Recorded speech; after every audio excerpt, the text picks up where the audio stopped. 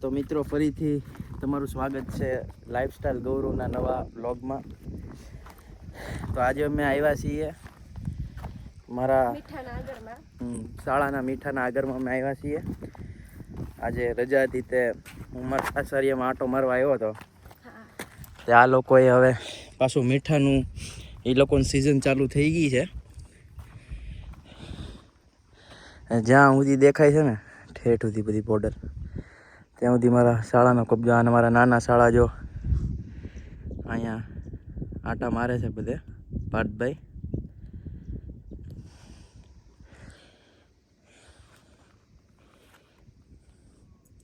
તો આ રીતનો હજી આ લોકોએ તો હજી પાણી ભર્યું છે, પણ હજી પ્રોસેસ ચાલુ છે. પણ હજી એ લોકોએ પાળીમાંથી છે ને પાણી નથી કાઢ્યું. પણ હજી આ 25-27 તારીખની આગાહી છે વરસાદની, એટલે એ લોકો હજી કાંઈ પાછું ચાલુ કર્યું નથી. પણ હવે ટૂંક સમયમાં હવે એ લોકો પાછું હવે ડિગ્રી ચડાવવાનું ચાલુ કરી દે આમાં. એટલે પહેલેથી બીજા મહિનામાં રો મીઠો આપણને મળી રહે. અને આ જૂનો વિક્ટર પોર્ટ છે, આ તમને સામે દેખાય છે એ.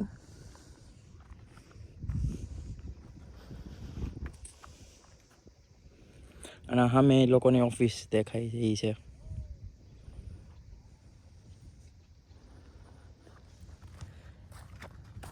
તો ગાઈઝ અમે અમારા શાળા પાસે આવી ગયા છીએ.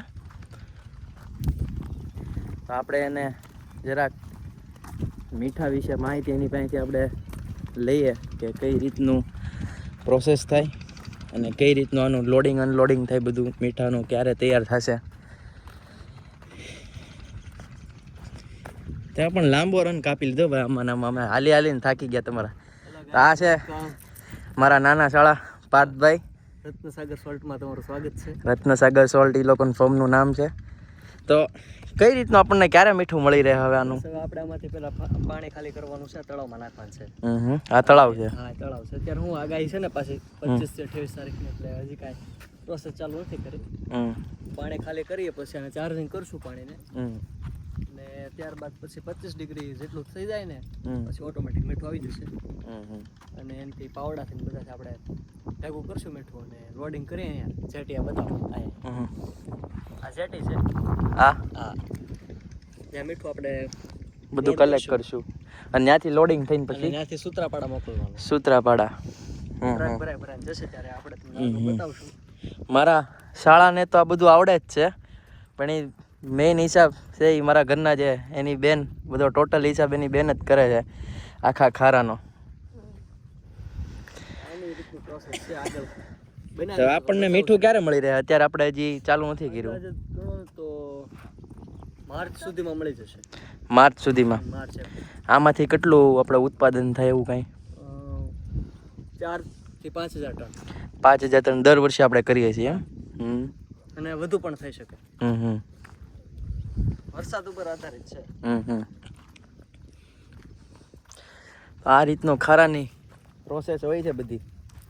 પણ આમાં પ્રોફિટ થાય એવું હોય નહીં. આમાં ઘણીવાર લોસે જાય છે. સમજો કે વાવાઝોડું આવ્યું હતું ત્યારે આ લોકોના 4,500 થી 5,000 ટન મીઠું પાણી થઈ ગયું હતું. 6-7 મહિનાની મહેનત એ લોકોને પાણીમાં આમાં વહી ગઈ હતી. આવો એટલે મીઠાનો ધંધો અનસ્ટેબલ છે. ત્યાંમાં પ્રોફિટ થાય એવું ન હોય, લોસે જાય. અને મીઠામાંથી અત્યારે મને ખબર પડી કે મીઠામાંથી યુરિયા નીકળે છે. આપણે યુરિયા જે બધા યુઝ કરતા હોય એનું કઈ રીતનું હોય પાર્થભાઈ? એ જેપ્સન એ 3-4 વર્ષે ભેગું થાય. હા, એનું ખાતર ને એવું બધું બને. આ સાબુના પાવડરમાં એમાં યુઝ થાય. એવું હોય એમ ને? ગ્રુપ બનાવે એ રીતનું છે. આપણે હાવ ખારાના હે ને એન્ડમાં આવી ગયા છીએ. આ છે એ બધું તળાવ છે અને આ છે એ બધું મીઠું ઉત્પાદન થાય એ બધી જમીન છે. તો જ્યારે આ બાજુ પાણી વધી ગયું હોય કે વરસાદ આવ્યો હોય તો સામે તો વધી જ ગયું છે પાણી. ક્યારા દે પાળ્યું નથી દેખાતી એટલે એ લોકો અહીંયાથી આ ગેટ ચાલુ કરી અને અહીંથી બધું પાણી આ તળાવમાં જવા દે. અને તળાવમાંથી ડાયરેક્ટ પછી બાજુમાં દરિયો છે ત્યાં વયો જાય.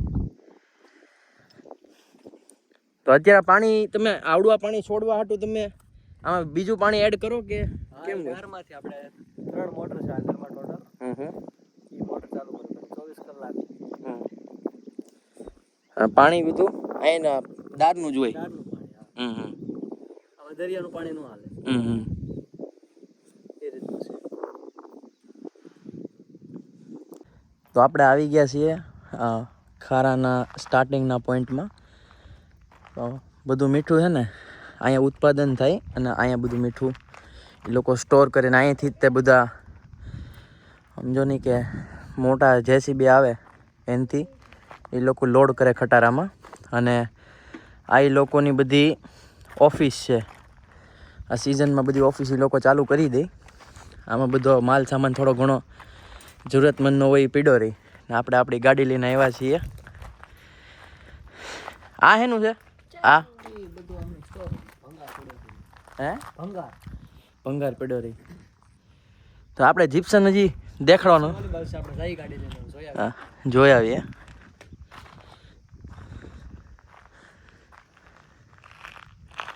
તો આગળમાંથી છે ને પાણી ખાલી કરવાના 2 થી 3 ગેટ આ લોકો મૂકે. ઓલું જે આપણે તમને દેખાડ્યો હતો ને એ ગેટ ડાયરેક્ટ દરિયામાં જાય, તળાવમાં જાય. અને આ ગેટ છે ને આ જે નાનું તમને દેખાય ને અહીંથી ડાયરેક્ટ પાણી દરિયામાં વયું જાય. એટલે હવે આપણે નીકળીએ છીએ ખારામાંથી, જીપ્સન જોવા જઈએ છીએ. મેં કીધું તમને દેખાડી દઉં. જા દે પાટ.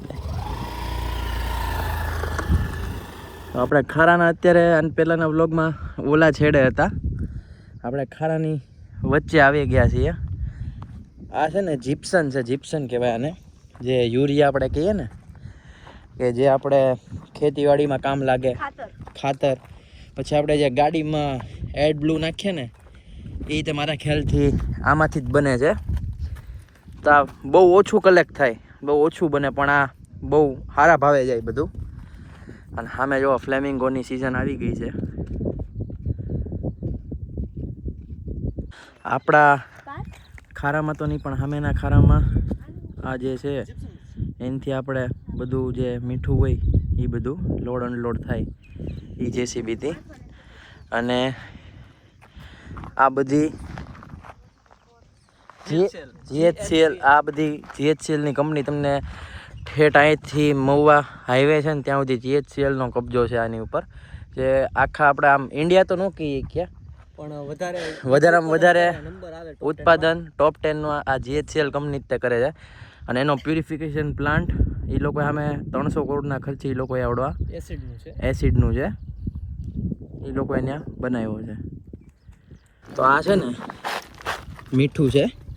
હમણાં GHCL કંપનીએ મીઠું લોડ કર્યું હોય ને એ મીઠું જો અહીંયા જામી ગયેલું પીડું છે.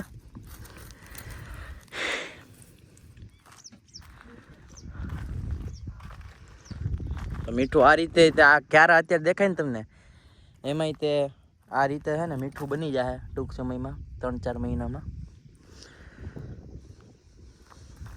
સો આવા ને આવા વ્લોગ જેવા હાટું અમારી સાથે બનાવી રહ્યો લાઈફસ્ટાઈલ ગૌરવ.